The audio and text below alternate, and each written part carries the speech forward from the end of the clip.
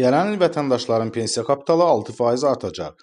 Əmək pensiyaları haqqında qanuna əsasən yalnız əmək pensiyaları deyil, həmçinin vətəndaşların pensiya kapitalı da 2026-cı ildə indeksləşdirilərək artırılacaq. Bunu deputat Vüqar Bayramov sosial şəbəkə hesabında yazıb.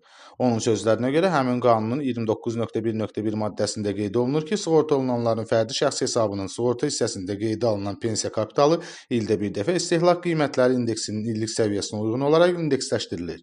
Yəni pensiya kapitalları 2025-ci ildəki illik inflyasiya səviyyəsinə uyğun olaraq artırılacaq.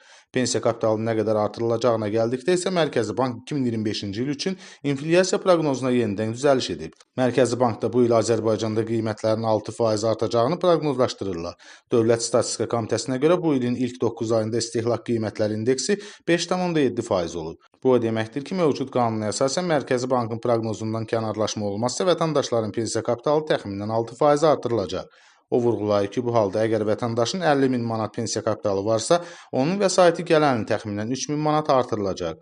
Təbii ki, daha konkret rəqəm yanvar ayında elan olunacaq. Bu artım vətəndaşlarımız pensiyaya çıxan zaman daha çox pensiya alması və kapitalın inflyasiyadan qorunması baxımından vacibdir.